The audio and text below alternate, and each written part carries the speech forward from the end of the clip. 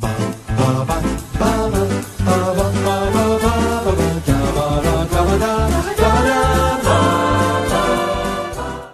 I'm Thomas Carruthers.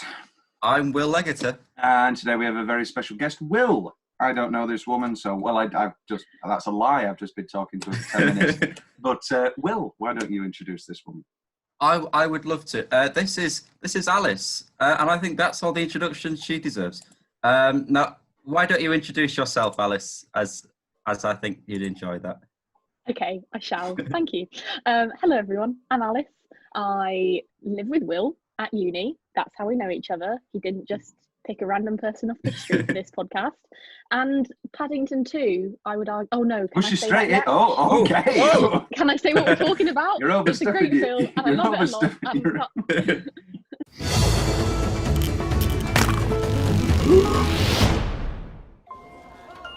Mr. Gruber.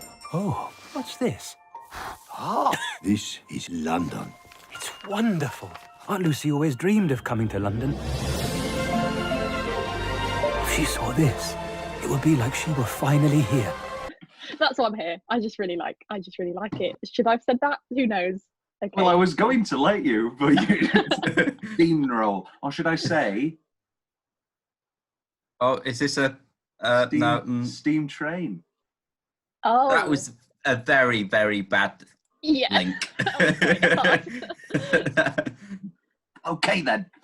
So, let's start, not with Paddington 2, with Paddington.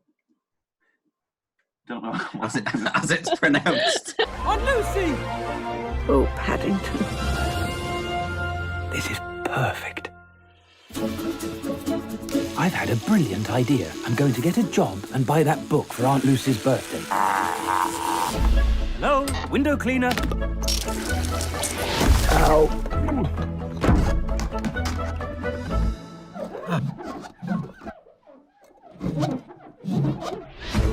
Are you quite sure you're ready for the workplace, Paddington? It's Phoenix Buchanan, Dad's celebrity client.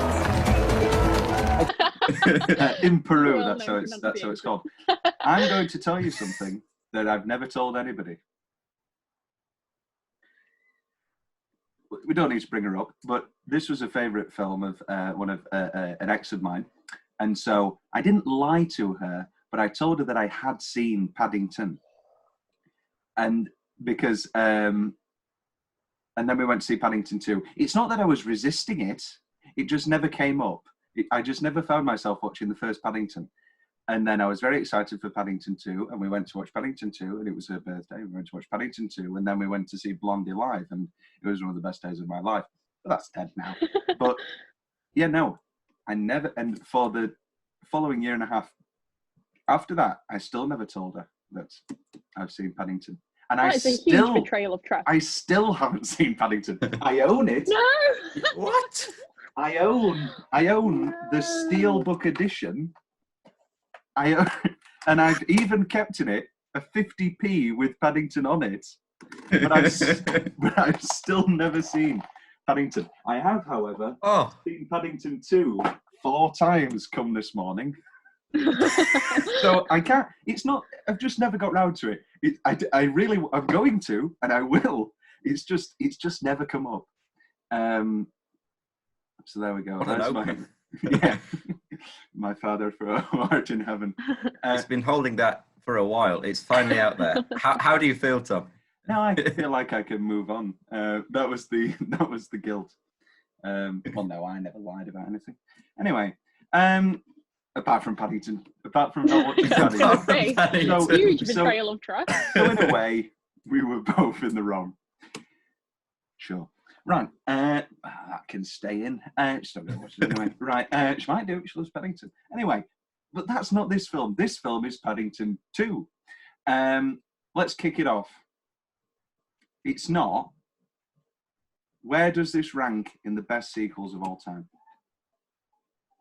Among Godfather 2. Yeah. I would put it at the top of my list. Potentially because I have not seen The Godfather 2, nor have I seen The Godfather. So that might be why. Is that what it's called? You can't kick somebody from a Zoom call, can you? You can't. How do you do it? No, that's all right. It's something that, you know, it's a shame that I've had to live through. Lots of people haven't seen The Godfather. I just don't get it. Anyway, sorry, go on. Yeah. But yes, I would argue it's up there. Specifically in animated sequels, there is nothing that comes near it, in my personal opinion. Am I going to be an arsehole? Yes, I am. Do you see this as an animated film?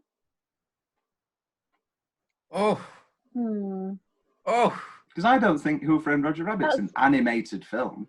That's oh no, a that good is. point. No, that's cum. That's like cum. That's like cum anime. I'm just going to keep saying cum. Apparently, it's like live action cum animation. Sorry. And this is like live action. Yeah, this is live action. Yeah, that's fair. That's fair. In terms of then sequels that are live action and have an element of animation, there we go. It'll be at the top. Yeah. You won't find Godfather Part 2. Yeah. When it comes to Mafia sequels, then Paddington 2 also wouldn't be on that list. What about Addams Family Values? Got it right here. That's tops the list. That's a perfect film. More perfect than Paddington 2. I think that Paddington 2 is a perfect film, but I think Addams Family Values pips it. I think me and Alice are in agreement here that Paddington 2 does top that. Well, it's a good job it's a good job Ava's not here, because rip your throat. I'll throw Trek 2 into the mix as well. That's a great sequel. Fair. I've always, Terminator 2. Are we just going to name sequels now? Well, yeah, let's have this out, bro. High School Musical 2? That is the better film. I've not seen but any you of the wouldn't know, Will, would you? No, you wouldn't know. No, What? I've not seen any of them, Tom. And I get ripped into this every day of my life. I mean, it's not as big as a travesty as not watching maybe the greatest film ever made, like The Godfather. But all right, now we'll have to bump up the High School Musical episodes.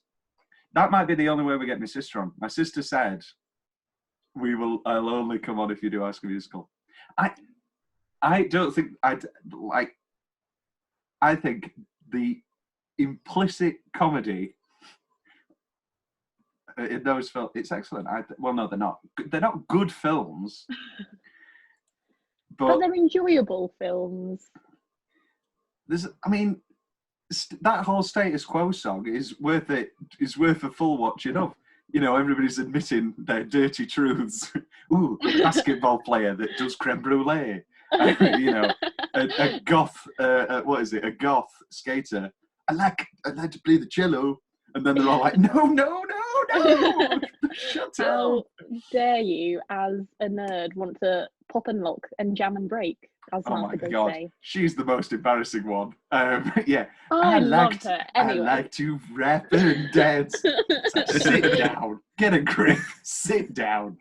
And then she brings it back in the third one, as if that's a cool ha ha. She's beat. What's it called? Breakdancing again. Popping and locking. That's what it is. That's the cool kids say. Let's jump into opening line Hall of Fame, delivered by the wonderful, the wickedly talented. Please welcome the wickedly talented one and only Imelda Staunton. My number one G. Oh, Imelda. Really? Oh, hold on. Is this where we have the Sweeney Todd discussion? We could have any discussion on Imelda Staunton. Alice, you may be a return guest every week. You may be the third host. I didn't know it. Will never said that you liked Imelda Staunton. Oh my God. Do I like Imelda Staunton? I believe in 2018 she was my most listened to artist of the entire year. On From Spotify. what? Gypsy or Sweeney? Sweeney without a doubt. Did you see it live? No, although I may have watched a bootleg. Yeah, the bootleg annoys me. It's not. Yeah, it's not very good, but at that point in my life, I was like, I will take anything to see Imelda Staunton and Michael Ball in Sweeney Todd. So there we go. Yeah, it was the greatest thing I've ever seen on a stage in my life. It was my 12th birthday present. Just incredible. She is the best Miss Lover, without a shadow of a doubt. Yeah, no, she definitely is. Yeah. Just idol. for, oh, bloody hell, I'm blanking. Just for, and I loved you. I'd be twice so what she was. I loved you. Oh my God! Yes, I love you. I'd be twice the wife she was. I love you. What have I done? Just for that line alone, it's goosebumps. And then, not to bring her up again, but the old one. She always was like, no, I don't like it when they don't sing it. So she preferred Helena Bonham Carter, and I think Helena Bonham Carter is great. I really like the film. I think the film is pretty great, and it has a lot of great moments. But the emotion that comes, I haven't had this rant in a long time. How perfect this moment is. Just filled. I literally have this rant like every other day. So. Did you see Follies? No, but I've watched clips of it. Yeah. However, I have got tickets to see Imelda and Hello Dolly. So have I. When? Yeah. Oh, I can't tell you. I don't know. But November the 18th, matinee. I've never seen her in anything before. So even if it's not good, I will just cry to be in the presence of greatness. Of that woman. Quite frankly. Yeah. Yeah. And then that at night, I'm watching Steve Pemberton in The Pillow Man.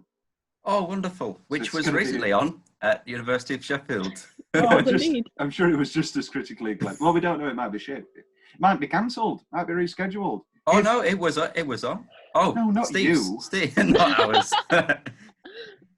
If Hello Dolly gets... Was it good? I didn't see it either. No, Will. We're great fans of the show. we support suck. If Hello Dolly gets cancelled or rescheduled or something, I will kill a man. I will. Maybe I shouldn't say this. This is going to go into YouTube. I will go down to the Adelphi Theatre with a bomb. No. Yeah. Maybe, yeah. Blacklisted. Yeah, then we found a guy who's doing a boring podcast about Paddington 2 with his friend. And he talked about bomb threats. Well, in between a rant about Imelda Staunton and a decent proposal, he did mention that he might kill... Anyway. But yeah, no, Hello Dolly. Oh, I can't wait. I'm not a big Hello Dolly fan.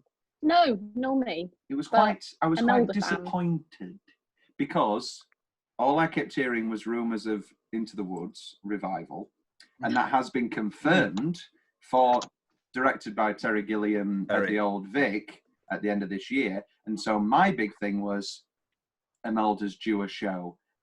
Imelda's due a show. It was going to be soon. Is she going to be the witch?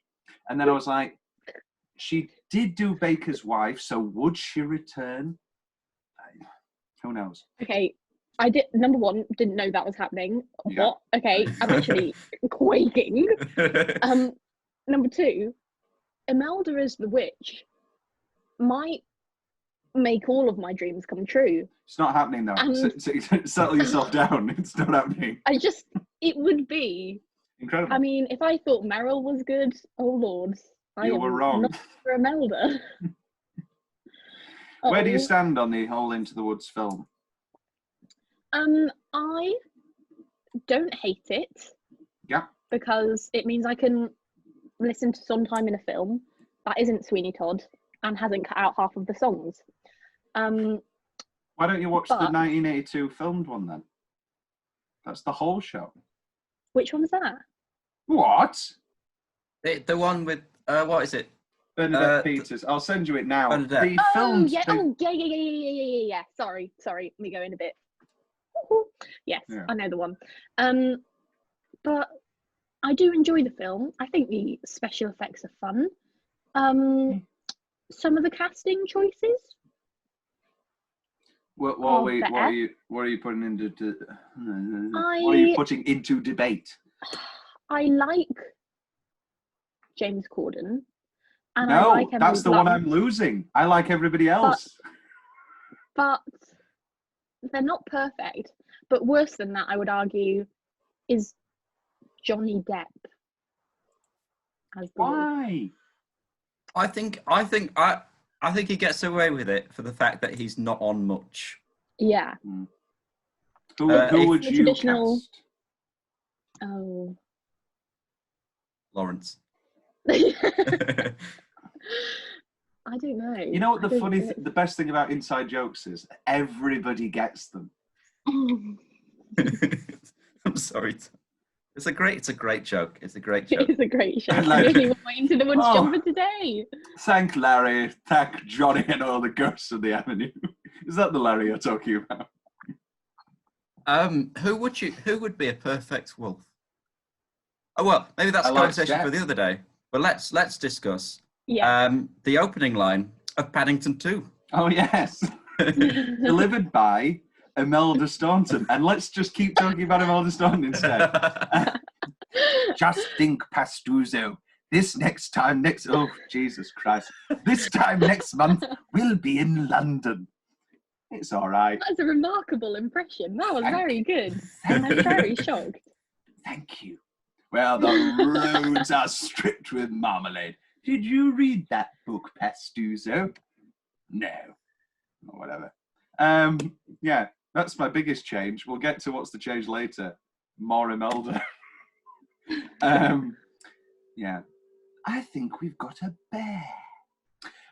Best YouTube comments. Let's throw them in. Let's throw them in on the deep end. Here we go. Paddington is so cute. I can't get over it. Literally me. This looks like the quirkiest British film ever.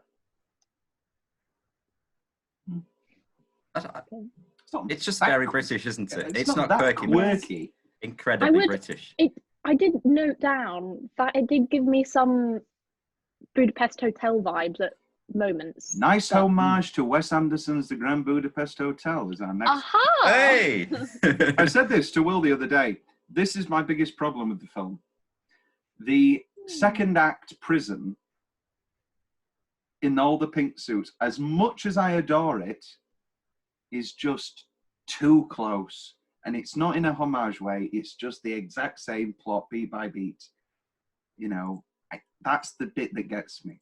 There's enough little differences that I can get over it because I adore both films and I'd say that both of them are perfect. But does gripe me just a touch. Yeah.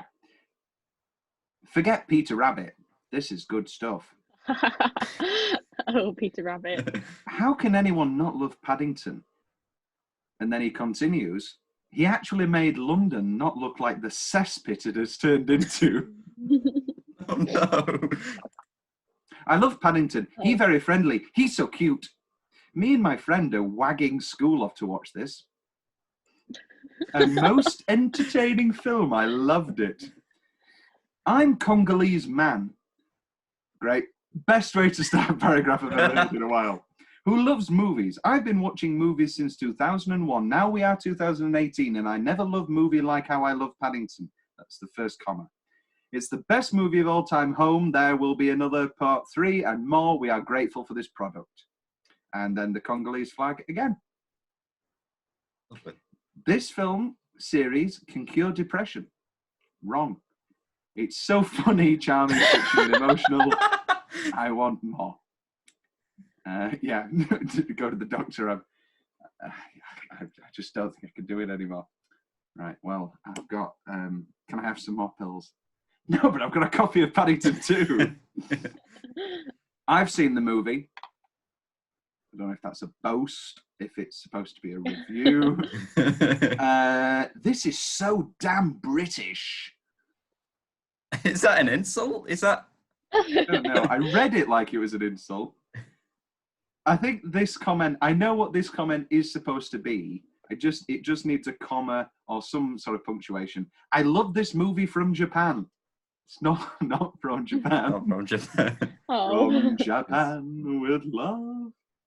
I'm seeing this right now. No, So they've opened. They're in the cinema. They've got up the thing. Best 10-minute stretch. Let's go to our guest first. Alice, what are you throwing in there? What am I? Sorry, I'm confused. What am I meant to be throwing in? Sorry, best 10-minute stretch of the film. Oh, okay. This makes more sense. Oh no! It's not the stretch of on his legs. Where he's on the I genuinely thought you meant like, oh, it's a really good 10 minutes to do some like yoga too. Yeah, really good. That's not what I thought. Oh no, I know what it is. I am a big fan of the window washing sequence. Oh yeah. I think it is not only genius how Paddington picking up a flower pot weighs him enough to suddenly lift a whole bucket of water, but the best bit, without a doubt, is when there's a musical interlude and we just zoom in and there's Paddington wiping his bum on the shards, giving it a little clean. It is lovely and just brings me so much joy. The returning band, I don't know what it is. I think this is one of my favourite things in films where there's like non-diegetic music and then it becomes diegetic. Like I love in Birdman with the drummer, where the drummer's there. I like this. And that's all I can think of it currently. I think it gives it such a nice like multicultural London feel, which I really enjoy. It's just a really warming sort of style of music. And it really suits the family friendly feel of the Jump film. in the lap. Is this? I mean, it's good, but what's a better film to end with Jump in the Line? It's got to be Beetlejuice. Beetlejuice is. Beetlejuice does take it. It has to be said. I'm gonna say the change of the jail when Paddington does his good in the jail, and then it ends with them reading the bedtime story. It kills me. It's so cute. I can't. I like when people change. This is another one of my. This film has a lot of all of my favorite things. I like movies where people like change things or whatever. Like I don't know how to describe it, but they're in situations and then they change things. I'm not describing this very well at all. Will, your best 10-minute stretch. For me, the best 10 minutes. It starts from where we're turning all the clothes pink. And then he walks in, and they're all looking at him, and he's shaking with his tray. It's very funny. And then he walks Knuckles. Up, and that whole scene with Knuckles is perfect. His pronunciation of the word baguette is. Oh my god! I immediately thought of you when I watched that yesterday, Will. I was like, this is the most Will thing I've ever heard. That pronunciation's good, but is it as good as marmalade? Marmalade? Marmalade. Marmalade. It's just that scene following different up every time. He wakes him up in the middle of like early morning. Imagine. Marmalade time. To shit yourself, silly. You'd lose 3 pounds there. God, bloody hell, terrifying. Now, let's just get to it. It's weird how we've listed 30 different minutes of this film without talking about maybe the greatest new character of the past 5-10 years.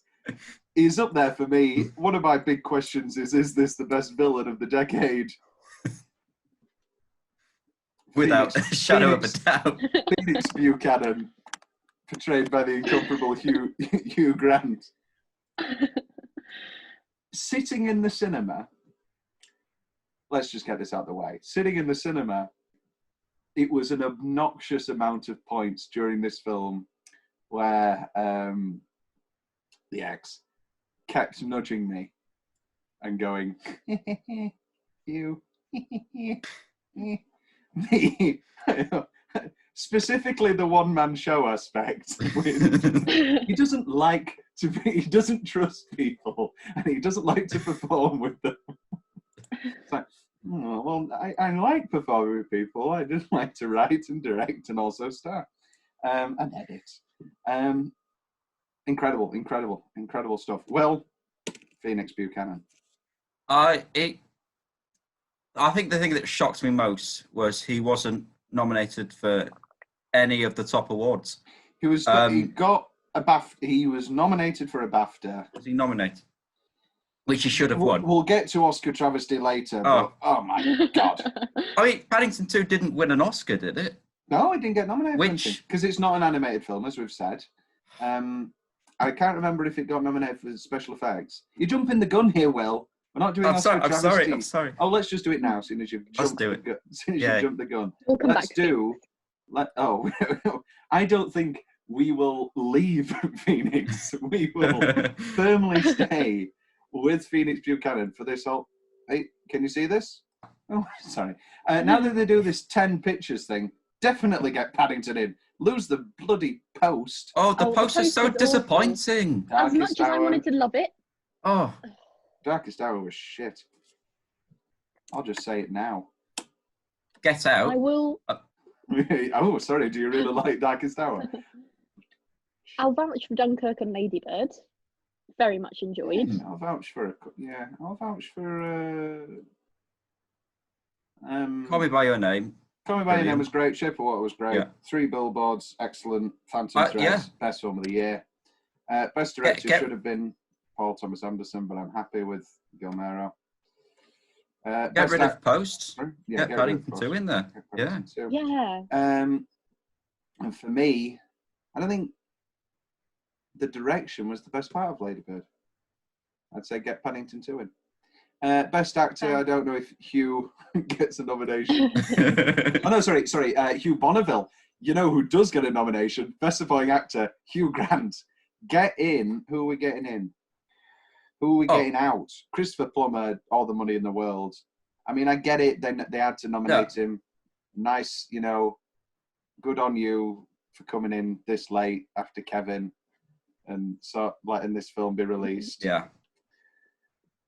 But I think get Brendan and Hugh in there. Brendan as well? Yeah. Why not? Yeah, why not? I love Knuckles. With a capital N. Best special effects. Where are we? Paddington. Not a nomination. You insane. You bloody insane. Terrible. Absolute terrible. It's a very sad year for Paddington. Very upsetting year for Paddington. It won a lot at the BAFTAs because we look after our own. Like that year, King's Speech. But King's Speech all but won foreign film that year. I'm sure that it was as if they were going to find a loophole and get it to win that as well. On the subject of King's Speech, an interesting fact for you all. Oh. Colin Firth was originally signed up to be the voice of Paddington. Was he? And he was. This is where my media A level comes in use. He was meant to be Paddington, but I think I don't know if directors changed or something. Basically, he dropped out. He took a step back. And as much as I would have loved for both Colin Firth and Hugh Grant to be in a film, I will accept that Ben Whishaw did a much better job than Colin Firth could have ever done, which pains me. Good Lord, do I love Colin Firth. But I do find, this came up last week, I do find it slightly weird.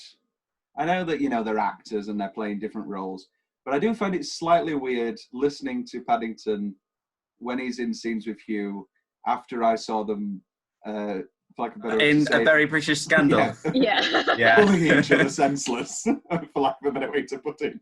In a very funny. A little funny. And then that was very strange to watch. When he was on the court, and he said, "Well, I felt like I was being sawn in half." Yes, but Very British Scandal was excellent. So a weird link. What was his cat called? that he kept calling his cat. It's like, oh, that's going to really annoy me. Anyway, it's going to really annoy me. The name of the cat in A Very British Scandal.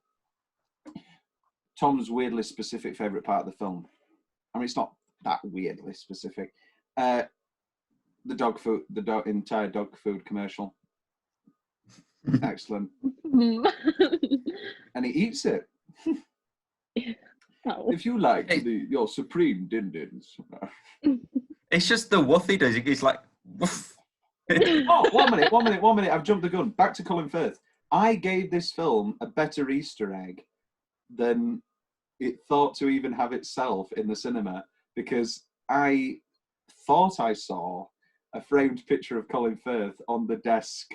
Oh my goodness! On the desk in Phoenix's house, and I was like, oh, it's funny. And then I was very disappointed when I got the Blu-ray, and I paused it, and it was just another Hugh. However, that is another one of Tom's weirdly specific favourite parts of the film, is the headshots of Hugh Grant. I forgot that was there. So when I watched it yesterday, my little heart, Hugh Grant, man. Young Hugh Grant is just something else. Most of these are Hugh Grant. What's the best Hugh Grant film? Oh, Bridget Jones. Sorry. Which one? Number 2 is good, but I will stick with number 1. Just because nothing is better than the fight. Bridget Jones saying, so I choose Shaka Khan and vodka, because I've honestly never related to anything more in my life. Just putting it out there. The Bridget Jones rewatchability factor has been sort of subconsciously imprinted on, to the extent that it was movie night the other night and we watched Bridget Jones's Baby. It was my mother's choice. And we watched Bridget Jones's Baby. And you know what gets referenced in that? Did you both see it? Yeah. Is that? I think I have seen that one. Is that the one where, unfortunately, but you've not seen the others? Oh. Hugh's no longer with us. Hugh's not in it because he filmed a little bit and then he thought the script was shit and jumped ship. And in all honesty, he did the right thing. And then it opens now with his funeral, and then it closes with a newspaper that says "Billionaire Playboy been found again." Yeah, stupid. But I haven't seen that one. There's a bit where they're doing a news report, and they say they mention Prince Andrew's written a children's book. Richard. Did Richard? I'm guessing Richard Curtis wrote that, but I'd be very wrong. Richard Curtis. I'd be very wrong. No, it was famous. Yeah, no. Who did write it? Somebody did it. And then Emma Thompson did a draft, did a clean up, and tighten it, and make it better. Oodles of fun. That's one of Tom's favourite parts. Prison is a very hard place. Actually, no, I did 3 years in Les Miserables. And then everybody laughs. Everybody in the court laughing. And just like...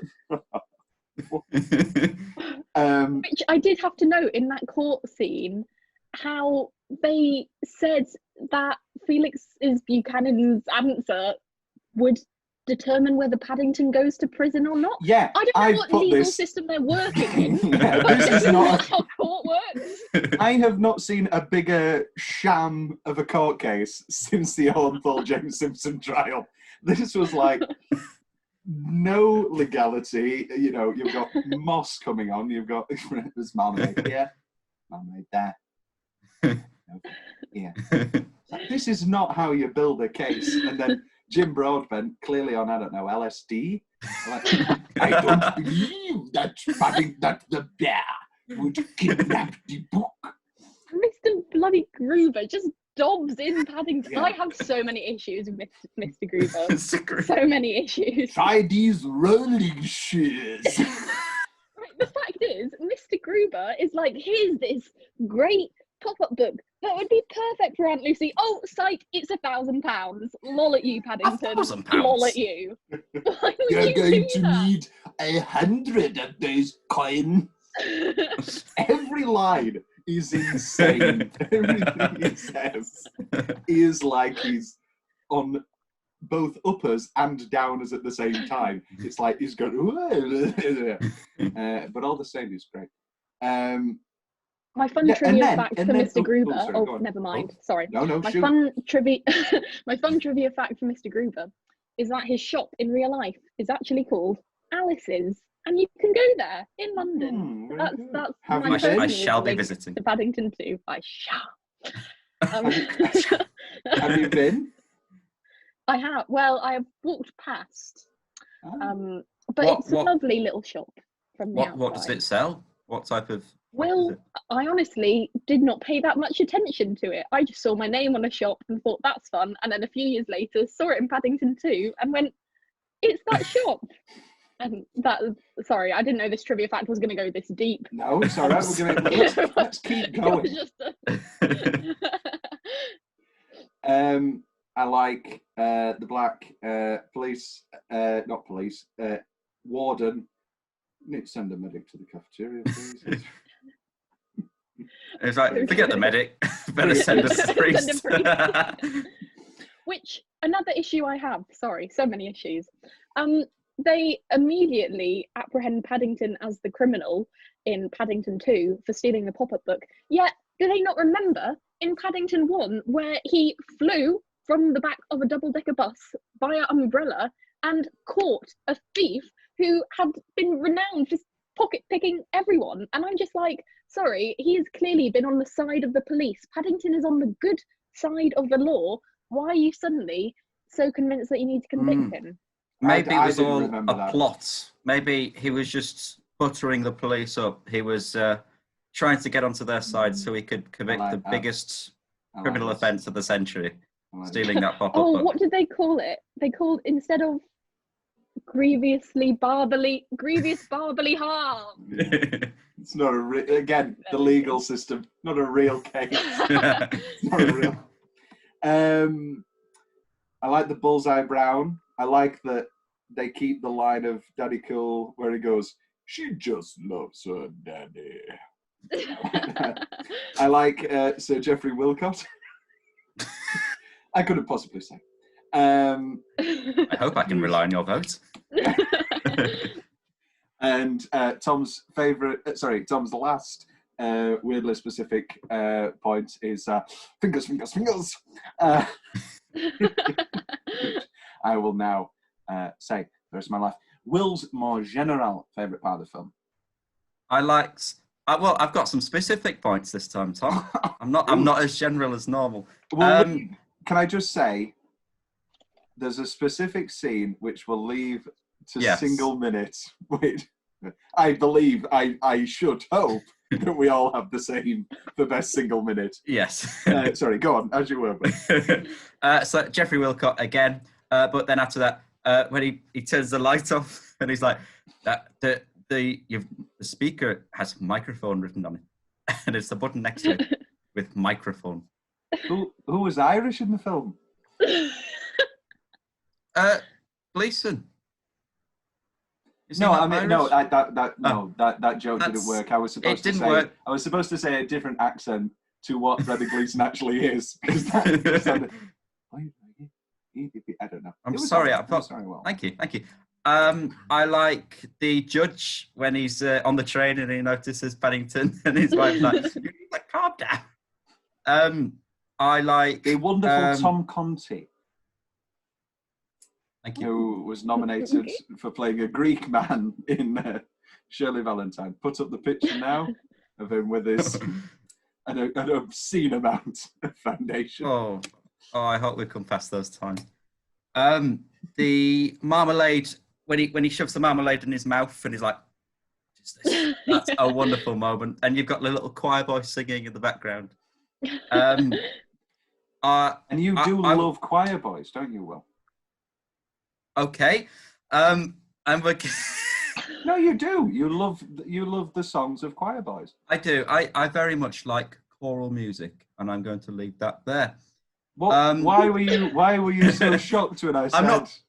This is making things worse because I'm acting so shady now. As in, I'm in denial. I'm gonna. What have I done? What have I done? Sweet Jesus, what have I?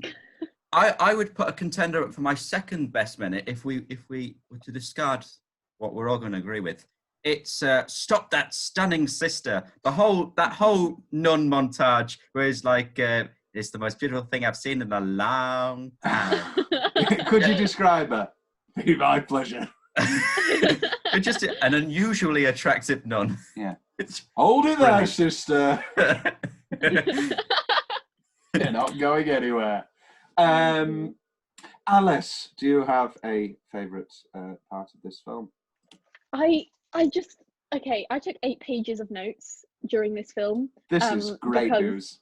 I cannot single out anything apart from the obvious, which we will get to.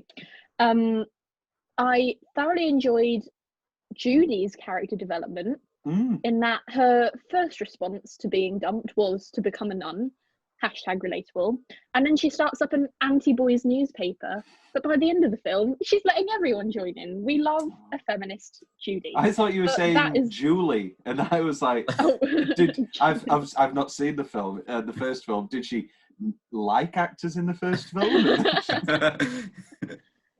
I would also argue for any moment that Paddington is held by an adult, whether he's on Mr. Brown's shoulders or whether it's when Mrs. Brown is carrying him out of the water.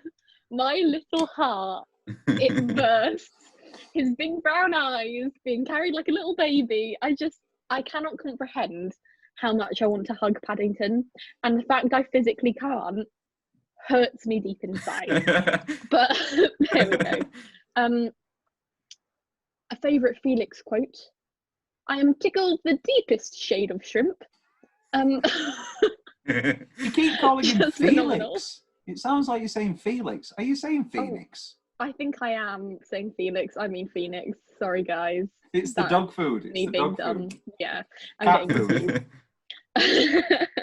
The expandable ladder, just glorious. We haven't talked about Peter Capaldi yet as Mr. Curry. Oh, well, here we go. We'll get to that bit in What's My Change later on. Oh. Okay, so we've done Oscar travesty because Will shot his wad. Will's favourite building / set? I mean, we've got honourable mentions. Oh, very exciting. The fairground is spectacular. It's lovely, yeah. Paddington's house itself, the Brown's house, is. I wish that London was actually like that. Not the cesspit as the usually described.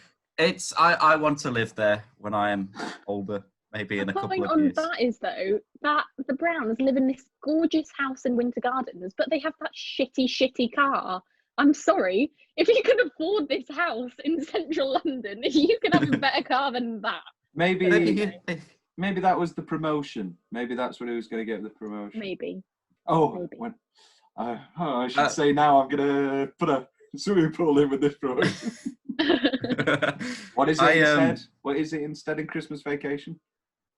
Oh. What does he get? Tell me, Tom. Tell me. Jelly of the Month Club. Well, He does. Sorry. Right, I'll forgive you. John has asked Christmas special. I would say the best set of the movie is Phoenix Buchanan's attic. That is the greatest setup of any prop I've ever seen, and I have the exact same attic. I built it as a replica. It's got a little cat in the hat. It's got all of my past. Got Mr. Beaver's there in the corner. Yours would be the most terrifying. It would be 2 small teenage boys surrounded by terrifying Cat in the Hat, Mr. Beaver. Mr. Tumnus. I was just going to say that out of all of the costumes in Phoenix's little attic, I would most love to see his rendition of Javert, because he's a very flashy man. So to see him play a hardened sort of policeman, I think would be thoroughly enjoying. But there we go. Thoroughly enjoying. That's not a phrase. Thoroughly good. I preferred his Hercule Poirot to Kenneth Branagh's. I think many people would agree with that. Yeah. He's doing another one, isn't he? Death on the Nile. Death on the Nile, yeah. Can't wait for that. Has he got more Michelle Pfeiffer? No, because she gets arrested, doesn't she? Let's She get does, up the she death. does. Well, no, she doesn't get arrested. That's the whole point, isn't it? He lets them all go because it's like you He's are a only bad- an idiot. You are He's a only an bad idiot. policeman. Here we go. Here's the list. You've got Gal Gadot, Armie Hammer, Rose What's- Leslie. Who's Rose Leslie? She was in Is this... Company. No, that's Rosalie Craig. Oh yeah, you're right. I'm so wrong. Rose I'm Leslie. so confused. Did Are we you on see Death on that? the Nile? I'm on Death on the Nile. Did you see Oh. Company? What's your name again, Alice? yes. Great What did you people think? skills. I loved it. I was on the middle front row, so to Yeah. be that close to Patti LuPone just made my life better. Oh, this leads us on to it. Sorry, let's have another 10-minute tangent. You just hit it all my top things here. This is my Mount Rushmore of musical stars. Imelda, Patti. You'd have to go Elaine, wouldn't you? No, two Elaines. Elaine Stritch and Elaine Page. Death on the Nile. You've also got Emma Mackey. Who's she again? Oh, the one for with the nose ring. Yeah, the sex education one. Will. Oh yes. Oh. This is series. Annette Bening. We love Annette Bening. Letitia Wright, who's okay. Am I reading this? Jennifer Saunders and Dawn French. Jennifer Saunders, Dawn French, fantastic. Russell Brand. I'm getting excited. I need to stop myself because I got this excited last time and I was just disappointed. You had Judy. You had Michelle. What am I doing? Best soundtrack titles. Here we go. Ooh. These are from the soundtrack to Paddington 2. The Pop-Up Book. Winter Gardens. A Shave, Sir. A Light Pomade. Window Cleaning. Rub and Really? Scrub. The Book is Stolen. A Letter from Prison. It's Only One Red Sock. One Orange at a Time. An Unusually Attractive Nun. Marmalade Chefs. Love Thy Neighbour. The Love Thy Neighbour song, is that the theme to the TV show Love Thy Neighbour? Because that's aged like a fine wine. Cut to the episode where he goes blackface. Escape Waltz, Jungle Jail, The Break-In, Race to Paddington Station, The Steam Trains, Bullseye, Henry, which isn't his name, Bullseye Brown, Splash. Oh yeah. Splash. And then we Splash, end. a great film. Yeah. Is it better than? No, it's not. Of course, it's not. No, it's Jesus Christ. No. If there is a God. I'd say the best song from Paddington 2 is A Letter from Jail. It's that sad, slow piano song that whenever Paddington gets lonely in his cell, and it's the most heartbreaking thing I've ever heard. I play it often. Best line. Will, do you want to throw one? Do you want to start us off? Oh, I'm not. Let's throw a few in. I hope I can rely on your vote is really a great one. I love. I won't spoil too much, but there is a moment which we'll get to where he does say, "Guards, lock me up." Oh wait, you already have. Oh no, you can't. That is closing line Hall of Fame, which leads us on to all this time I just needed a captive audience, and he does the weird, he does the tongue thing, and he goes, VIP, celebrity, darkness, then spotlight, me, ping. I like that. all my three are just Hugh Grant. Will, I think I cut you off. Did you have some more? I can do. Yeah. I like. Well, it's just Hugh's delivery on a lot of lines, like Alice referenced earlier. The "I shall" is wonderful. But there's also just after he begins his little rendition in the house. He then goes, "What? You don't like musicals?" Oh, and it's like he's been told his dog died or something. Relatable. Alice. I mean, you've covered a lot of them. We're selfish. Some good ones include... We didn't want to let you have any of the... I didn't want to let Will have any of the Phoenix lines, really. But this is the sacrifice. It's true. Some good ones include when Paddington is hyping himself up to be very polite when he first gets to prison. And then his first line is, "Good morning, how would you like to start a gardening club?" Which is maybe the sweetest thing. And then later followed by, "I may look like a hardened criminal to you," because he is the hardest criminal that I've ever known. Not a favourite line, a shocking line. "The flying swan became the dying swan. This is a children's film, is it not?" Yeah, murder? A small subplot where a cuckolded, presumably magician, kills a woman and then disappears, presumably to just die of old age. It's a very, very strange scene. I like it. It's great. I'm never going to cut Eileen Atkins out of a scene. I also really enjoy when, I don't know his name, the bin man puts the bin on Paddington and says, "And remember. You're a bin." Followed by, "Nothing to see here, officer, just a bin." Okay, yeah. And he just walks off. I know it's a fantasy world, but, bombs are a big problem. That police officer just ignoring that bin. Do bombs talk? I don't know. Paddington 3.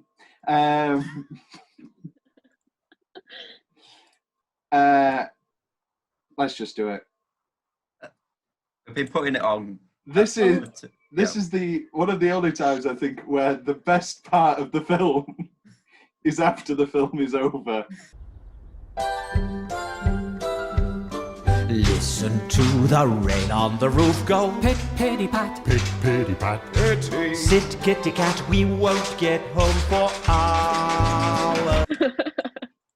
I cannot explain to you the shivers down my spine when I was sat in that cinema in Cineworld Wakefield, and I realised that I was about to see. And I heard that because I love Follies. I'm a die-hard Follies fan. And I heard that again. And I thought, this is going to be, and I was right, I think, this is going to be my favourite thing of the past 10 years when in a film. And nothing surpassed it. Nothing has surpassed it. We are, of course, talking about Phoenix Buchanan's incredible rendition of Rain on the Roof by Stephen Sondheim from the musical Follies. Impeccably choreographed, impeccably filmed. That flip, though, every time. What's your favorite? There you go. Let's break it down. What's your favorite piece of choreography? Oh, because I've got two. I'm gonna go for relax and listen. Yeah. Relax and listen to the rain on the roof go. Blunk, blank, a blink, blunk, blank, a blink. Let's have a drink and shelter from the showers. Yeah. Or play through the night, we'll stay. Rain, rain, don't go away. Fill up the sky. Rain through the night, we'll stay cozy and dry. Will, do you have any? I'm very, very fond of the umbrella pirouettes. They look so happy. I also like the kick line, the chorus line. You can't beat a chorus line. You can't. Again, another one of my favourite things in this film. You cannot beat a chorus line. Listen to the rain on the roof go. Pit, pitty, pat, plunk a blink, blank. Pity that it's not a hurricane.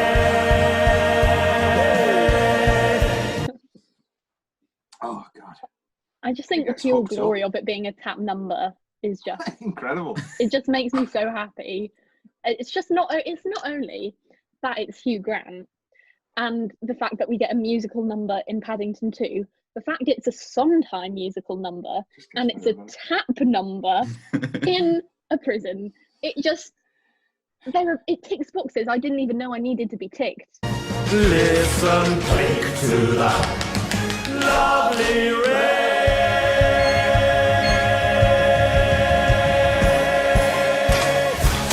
But it does it. Words cannot express. Not many times in life do you come across something that is so perfect. And I don't think there will ever be anything as perfect again. Two of my changes of this film are three of them are about this musical number. Oddly, Spotify, I read that whole album out to you. Did you hear a track on there? No. Oh, it's not on. Oh. Maybe it's a rights problem. Very annoying. Travesty. Thank you. Thank you. Well, it seems I didn't need the West End after all. Just a captive audience. What am I like? Guards, lock me up. Oh, wait, you have? Full screen. I should not have to exit my movie. Every time I watch the credits, I never listen to the rest of the credits. The jump in the line, because I skip it and I get out my disc and then put the full screen version, because it is full. There is the extra on the DVD Blu-ray that's full screen, and having it in that box. What do you, every time you watch it, you change DVDs just to watch that last bit? No, I'm watching the film and then it does 6 months later and you're bloody hell, you're a mockery of the noble tradition of acting. And then, and then 6 months later, and then I skip the credits and then click onto the full screen and I watch it full screen. Because it's even better full screen. That little, it's not right. Don't like it. And then my third change is make it longer. I love how tight and sweet it is, but make it longer. Make it 5 minutes. I know the actual song is only a minute long. Bring Sundown in to write more verses. Just do anything. Nothing would bring me more joy, honestly. I think my sneaky favourite second, like literally second of it, is the warden, when he just does that clip of just it's like in the flow of everything.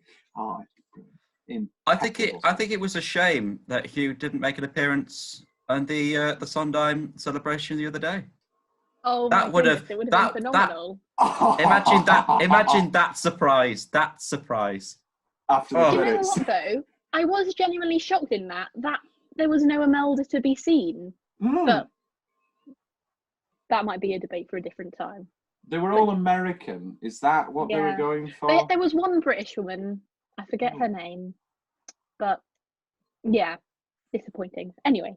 And they do that. They did that thing of like, they've done too many celebrations now, so they have to pick like the indie songs. And I like Evening Primrose. But just sing the hits. Nobody begrudges you. Like, if Mandy Patinkin's going to stand in the middle of a field with his dog, at least do Finishing the Hat. Michael Cerverus was incredible. Sat at his window, and you have to finish the hat, and he was looking somewhere, don't know where. Laura Benanti in her bathroom. Patty apparently just can't crop a picture. Anyone come on, I loved how Bernadette Peters just came out like, who needs a backing track when you're Bernadette Peters, really, and just went for it. I loved who got to call him Steve. Steve. Oh, Bernadette. Yeah, I'm going to make my Mount Rushmore 5 people. You're so nice. You're not good. You're not bad. You're just nice. You know what that is better than? The changed new lyric. What's the changed new lyric? The one where she's got like the baby or something. Yeah. It's not good. Yeah, we didn't do that version. It's not as good as you're so nice. You're not good. You're not bad. You're just nice. I'm not good. I'm not bad. I'm just right. I'm the witch. You're the world. Incredible. I'm what no one believes. I'm the witch. Don't. LSD. I can't start talking about Stephen Sondheim's lyrics, or we'll be back onto a little priest, and this will be a 7-hour-long podcast. Smith. Michael Ball really goes for that on the CD. Well, I was thinking that maybe we could do a bonus episode of Sondheim, but we've sort of missed the 90th, and I don't want to say when else we could do it.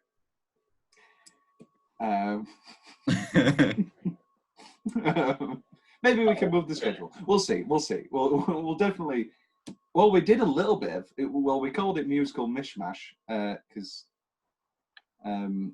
Do you know what I'm starting next week, Alice? Is a course. One of the online courses that my school are actually offering is Assassins. We're doing Assassins. Oh, be fun. That's fun. It will be fun. I only really know that one song from it, but you know what? That's fine. Which one? Rain on the Roof. Unworthy of Your Love. I am unworthy. Great song. Incredible. It's well, very good. I do enjoy. Yeah. It's a great song. Thanks, We've Stephen. done best line. What's the change? I mentioned mine. I can lose the Peru dream. I know it's like upsetting, but you can cut it. I get all of that with just the tear in his eye. Mm. I do not need. I need more Imelda, but I don't need, all the leaves. I get all that with a tear. I think it's the film strives in its simplicity, and they just missed that was more than enough. Mm. Who knows? Maybe I'm wrong. Nicole Kidman.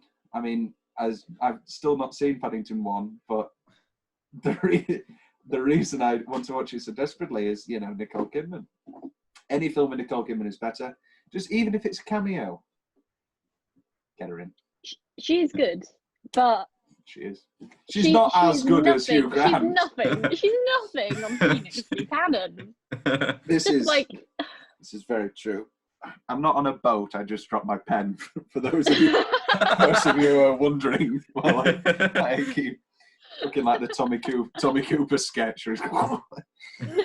What's next? What's left from Will's notes? I'd like to say my change personally. I'd like to propose a toast. Oh no! Not again.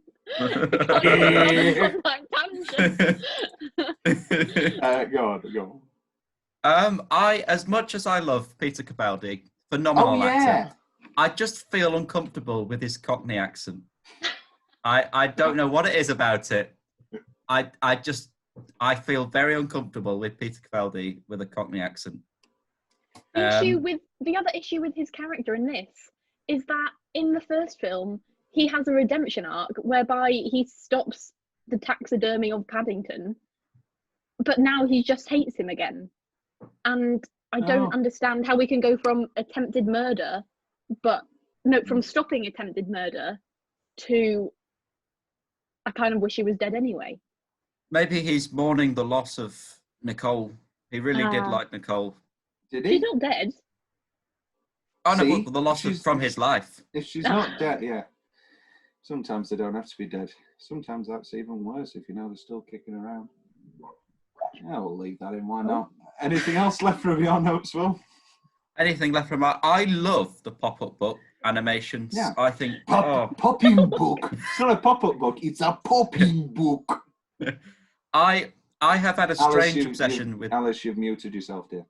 I'm aware. My dog was barking, and my dad was shouting at the dog. Very good. Very good.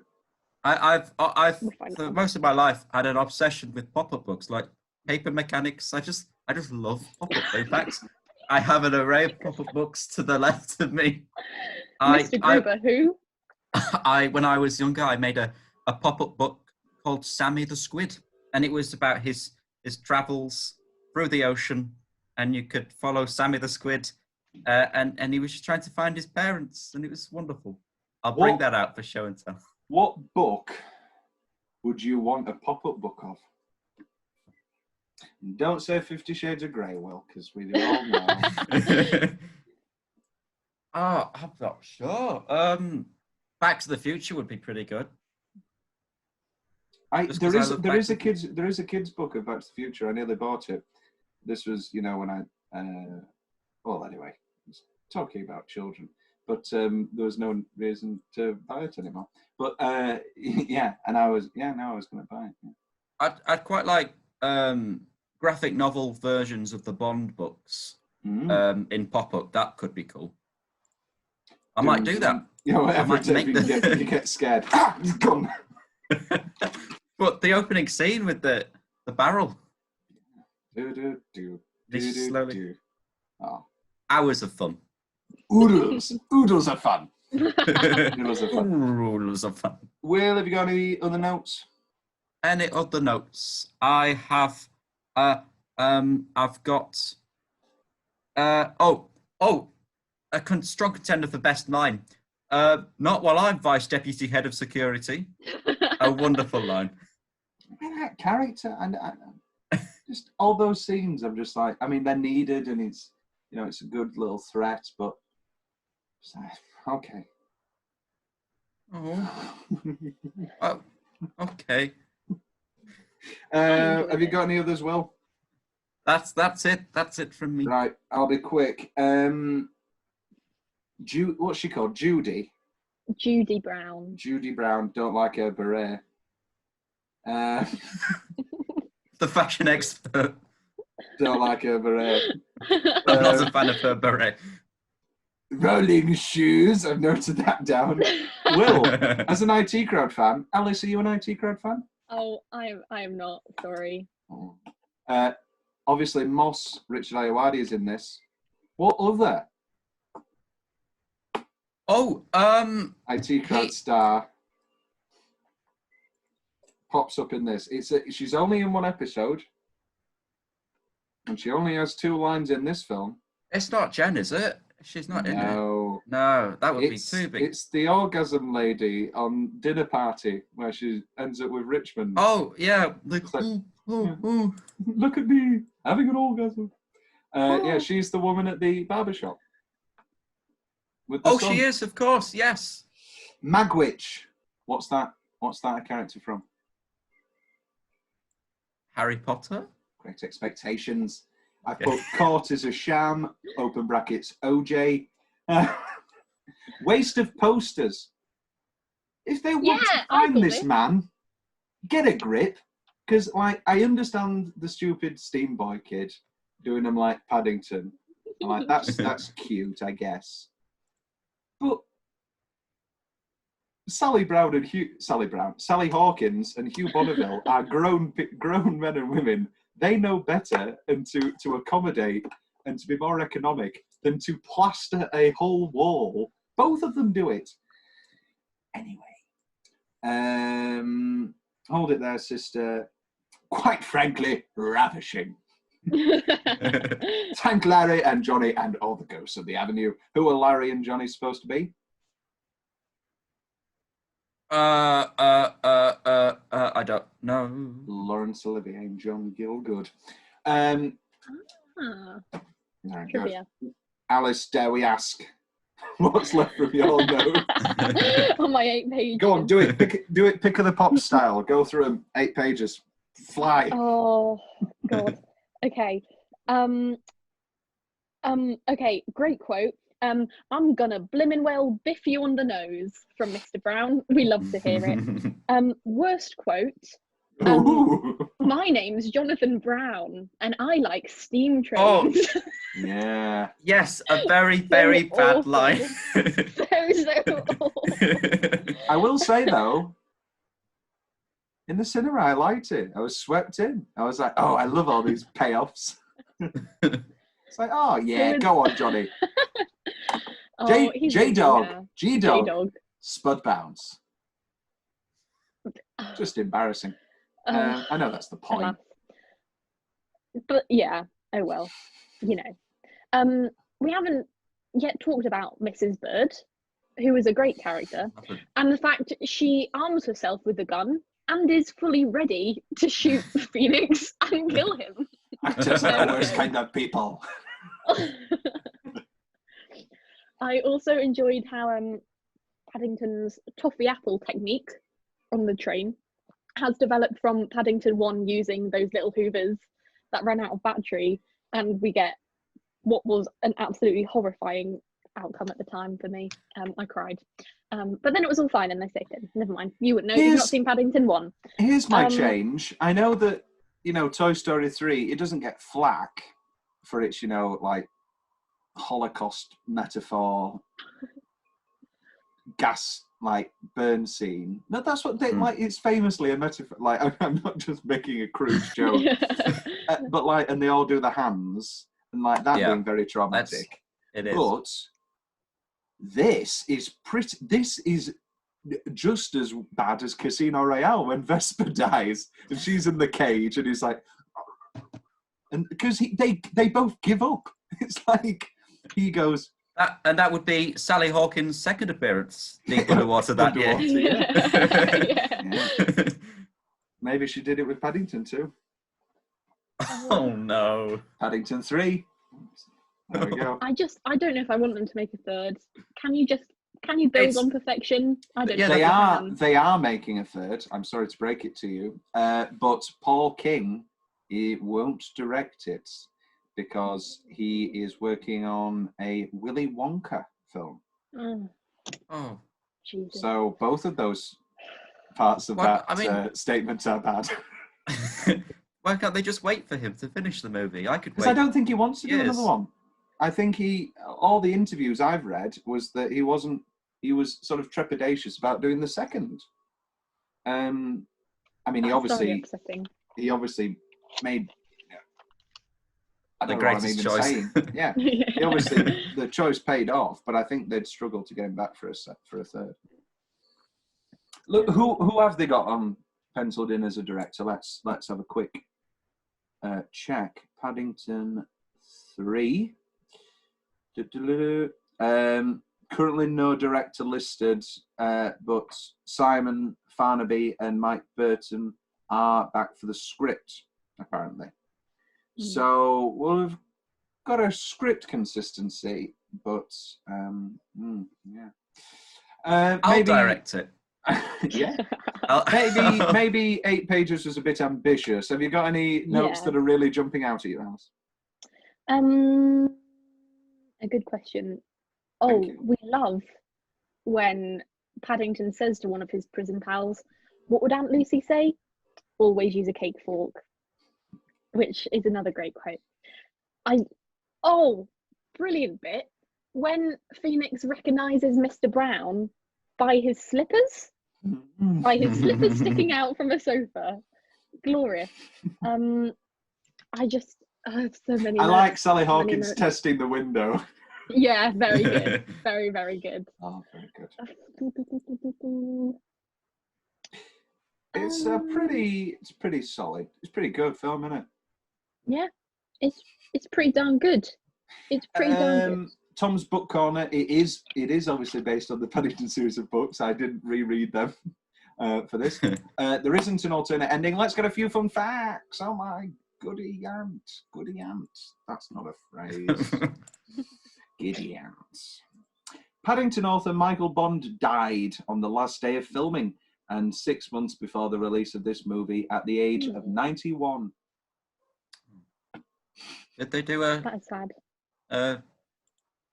Devotion, at the beginning of the film? I think they did. Because they go straight into Jump in the Line and the book. That's a missed opportunity. It's Hugh Grant's favourite movie of his own. So it's our favourite movie of his. You'll have noticed these, Will. I know you will have, because it's your sort of favourite thing. All of the newspapers, did you see them? Dry cleaner accused of money laundering, a deal is being ironed out. And my personal favourite, get out of jail free card, rejected by courts. I really like the Mrs. Bird swims the channel, forgets passport, swims back. Glorious. Knuckles sandwiches. What is Hugh Grant's favourite costume in this movie? I'll be disappointed if it's not the dog, but It's I not. don't feel like that. Yeah.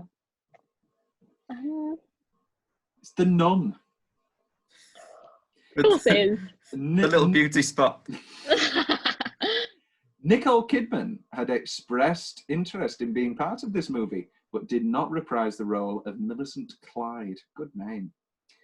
In a fun Easter egg for the adult viewers, look closely, and all the old photos of actor Phoenix Buchanan are actually genuine original photos of Hugh Grant earlier in his acting career. I don't know if that's a fun fact. That's rather noticeable. That's kind of obvious. And why is that just for the adult viewers? It makes me feel very, very sad. Yeah. This movie was originally produced by the Weinstein Company, but was sold preceding the company's bankruptcy. Yikes. Yikes. That's a fun fact. Yeah. Here we go. Time for some quizzing. Hugh Bonneville and Hugh Grant appeared in what other film? Oh, I know this. Your clue is... Notting Hill. Correct. Can you guess what the clue was going to be? No. Wheelchair. Okay. Can you guess all of the people in this film that have been in the Harry Potter franchise? Brendan. Yep. Imelda. Yep.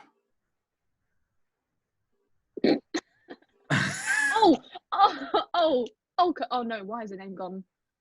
Julie Walters. Julie Walters. I think they've missed a couple. I think Noah Taylor's in them as well. But you're missing some big ones here.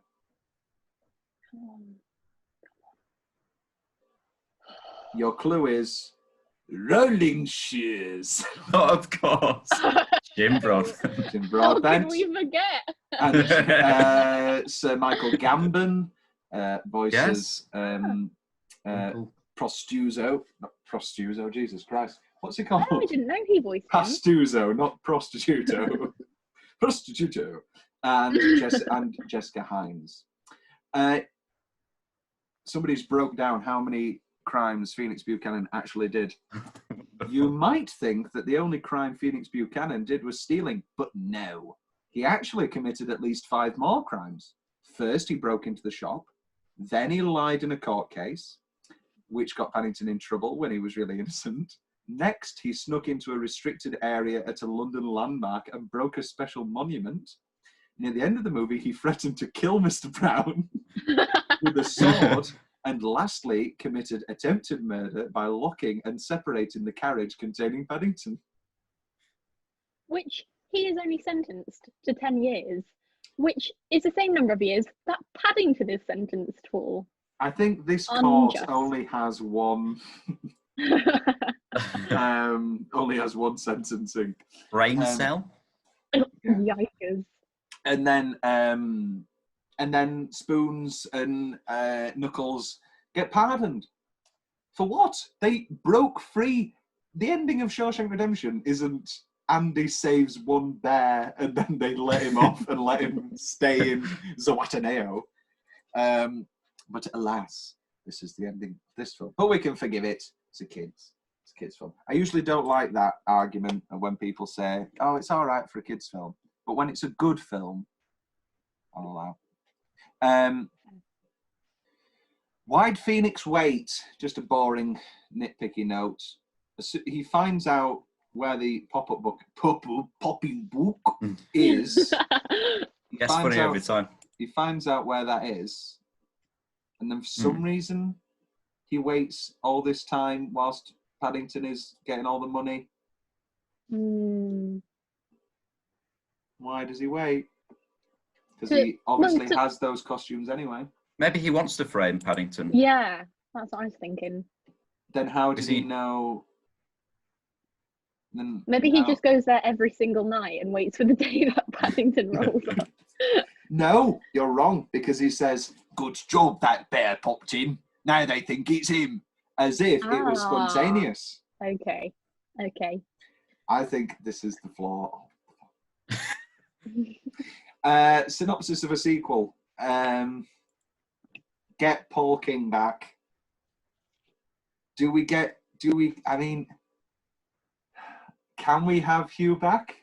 I think in one of those, like, if there's another dilemma, they go to visit him in jail. Yeah. Oh, like Silence of the Lambs. That's yeah. the movie I want. I want Silence of the Lambs with Phoenix Buchanan in... Hello, Phoenix. You're wearing order to let, but not today. What did Miggs say to you? Malba Miggs in the next cell. He said, I can smell. Great film, Silence of the Lambs. It's coming up. So it is. Get your peelers ready, Alice, to view Silence of the Lambs.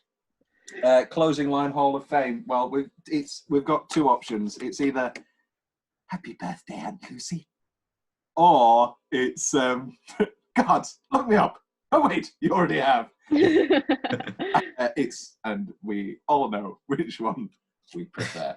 I mean, saying that, we haven't mentioned that ending scene where she arrives at the door and they're all there and he walks along. It tears every time. Absolute heartbreak. Is it tears every time? I don't cry. Yes, it's the fact that not only are all of the neighbours there to welcome him home, but then the fact it's Imelda, and it's just that little hug. And okay, also Aunt Lucy is 100. I'm just saying, she's doing pretty well for an old bear. She's not doing too bad. Our bear year's different though. Well, it does say at the beginning of the film, a few bear years ago. Yeah. Oh, another plot hole. Also, let's just, be really boring. Is she on British Airways? Like this gigantic bear? How does this bear, She dresses up like Scooby-Doo with the hat and the dress. Oh. Yeah. I mean, she had a thorough plan for Paddington to get to London in the last film. I wouldn't know. But no, you wouldn't. So maybe you should watch that. No, I can't watch it. You liar. I can't watch it. I'm scheduled in to watch Indecent Proposal instead for the next episode. So instead of watching a small bear be interested in a family, I'm going to watch Demi Moore sell herself sexually to Robert Redford. Alice, I know that this must be hard for you, but have you got any final thoughts on Paddington 2? Not that you will ever have. Really, isn't it? Yeah. That it's just it brings me so much joy. That little animated bear. I just want to hug him. His glorious brown eyes. He is. I mean, this is the thing. I love Disney so much, but this is better than any Disney film, in my opinion. Which, coming from this guy, the Beast? Yeah, it's better than that. Easily, in my opinion. No questions asked. Does Beauty and the Beast have a very cute bear? No, it just has a scary beast. And Angela. What about when he's eating soup? Good. What about when he's eating soup? What about when he's dancing? Bear. He is not a cute bear. He's a terrifying beast. You're like Gaston. Do you root for Gaston? I would love to play Gaston. All of them. Any. Just. Well, not to typecast us both, Will. You'll look who I'm Gaston. He'll come follow you as at night. It's like, come to sacrifice our children to his monstrous appetite. Well, my first ever leading role was Monsieur Dark, the evil asylum owner in Beauty and the Beast. Is there a better lyric in a Disney film than "Sally forth, tally ho, grab a fork, grab a bowl, here we go"? Poor Howard Ashman, dead. Do you know the theory about AIDS? In general, or just there's a strange theory going. Oh, enlighten us, Tom. Because Howard Ashman was unfortunately dying of AIDS at the time, and so many people think that a lot of the Beast's story is about, you can't love anybody. Everybody's rejected him. Obviously, the whole mob song, we don't understand it and it scares us and it's scary. What's the line? Well, go on, you were in it, Alice. We don't understand it and it scares us, and this monster is mysterious at least. Yeah, no, because nobody understood it at the time. That is sad. And it's a lovely note to end this Paddington 2 podcast on. Alice, it's been an absolute pleasure having you. Will, you're all right. Will, next episode, as alluded to, a personal choice of yours. Indecent proposal. I love the films of Robert Redford. What can I say? Who doesn't love the films of Robert Redford? We've got a few penciled in. I mean, in a couple of months, though. So it's going to be a while for you listeners.